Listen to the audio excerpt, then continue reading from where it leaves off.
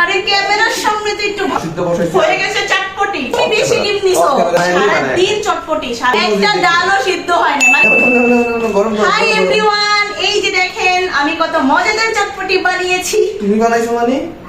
সব আমি বানাইছি, তুমি শুধু টপটা বানাইতে সহযোগিতা করছো, পাস করে দিলাম তো বন্ধু তো। আরে ক্যামেরার সামনে তো একটু ভাবটা নিতে দিন না না, তো ভাব নেওয়ার কিছু নাই, আমাকে ছোট করে ভাব নেই। এখন খেয়ে বলো কেমন হয়েছে। দূর আসলে গাইস, বানাতে গেছিলাম চটপটি, ডাল সিদ্ধ বসাইছি, হয়ে গেছে চটপটি। ডাল সিদ্ধ বসাইছি 3-4 ঘন্টা ডাল সিদ্ধ। ভাই সত্যি দুপুর 3টার দিকে 3:30টার দিকে, তাই না? আমরা 3:30টার দিকে এই যে এই বুটগুলা সিদ্ধ করতে বসাইছি, সন্ধ্যায় চটপটি খাবো।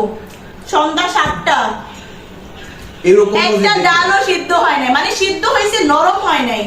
মজা হয়েছে। তারপর আমার এই গুণবতী না সরি গুণবান জামাই বিভিন্ন কলা কৌশল দিয়ে এটাকে চাটপটি বানাইছে। চাটপটি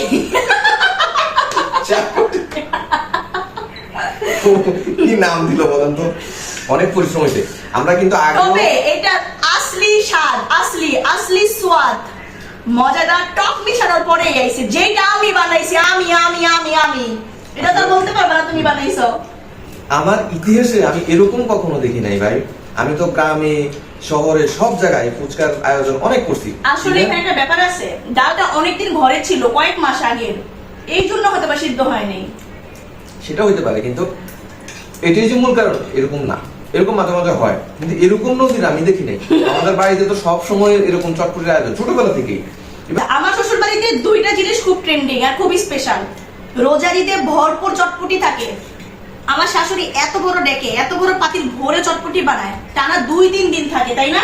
গরম করে করে ফ্রিজে রেখে রেখে থাকে, যখন আমাদের মন চায় বানায় নিয়ে বানায়। সারাদিন চটপটি, সারাদিন, মানে সব রকমের আয়োজন থাকে, জাস্ট মিক্স করবে আর খাবে। আর কোরবানির ঈদে এত চাউলের রুটি বানায়, গরুর কলিজা ভুনা দিয়ে সবাই সারাদিন ওই রুটি দিয়ে, চালের রুটি দিয়ে কলিজা ভুনা খায়। তারপর মাংস রান্না হলে বিকালে ওইটাও খায়। তো এই দুইটা জিনিস আমার শ্বশুর বাড়িতে একদম স্পেশাল আর ট্রেন্ডিং। চটপটি আমি খুব ভালোই বানাই, যেমন বাড়িতে বেশিরভাগ কিন্তু আমিই বানাইতাম। তো মানে আমি বাড়িতে থাকলে, আর হচ্ছে ফুচকাটাও এখানেও কিন্তু চটপটি ফুচকা আসলে অনেক মজা, ওই কিন্তু বানায়। আর টকটা ম্যাডাম ভালো বানায়, অসাধারণ। তো যেহেতু সন্ধ্যা থেকে আমাদের চটপটি বানানোর প্ল্যান ছিল, ডাল সিদ্ধ হয় নাই, তাই ওইটা হয়ে গেছে এখন চাটপটি। তো এই চাটপটি কিভাবে হলো সেটা বলো। সময় শেষ, ডাল সিদ্ধ হয় না, ছাড়ে না, মানে কিভাবে কি করা যায়। পানি ছেঁকে ফেললাম, পানি ছেঁকার ফলে চিন্তা করতেছি কিভাবে কি করা যায়। সালাদ টালাদ কাটলাম, কেটে ভাবছি, ওরে জিজ্ঞেস করলাম তুমি কি মানে সালাদ টালাদ মাখা ইয়ে করলে খাবা? কেন খাবো না, খাবো। সালাদ টালাদ দিয়ে করে সুন্দর মতো একদম মানে এটা বানাইছি। বানানোর পরে মজার একটা সালাদ বানাইছিল, চটপটির মশলা দিয়ে, সালাদ দিয়ে, বিট লবণ দিয়ে সুন্দর একটা মানে মাখনা বানাইছে, মজাই ছিল। ওর মাথায় আসছে যে তাহলে একটু টক বানায়া উপরে একটু ডিম দিয়ে চটপটির মতো করেই খাই, যদিও চটপটি না, বাকিটা উঠলে। হ্যাঁ, একটু টক আর ডিমের ঝুড়িটা দেওয়ার পরে না সত্যি একদম চটপটির মতো লাগতেছে, শুধু ডালগুলো নরম হয় নাই। অনেক মজা হয়েছে। একটা জিনিস মিসিং, ফুচকার গুঁড়া নাই। আমাদের ঘরে তো ফুচকা ছিল, ভাজলাম না। না, ভাজি নাই, এই জন্য এগুলো ভাজলে বড় বড় হয়, ভাঙলে পাতলা পাতলা ইয়ে হয়ে যায়, নরম হয়ে যায়, মচমচে থাকে না বেশি।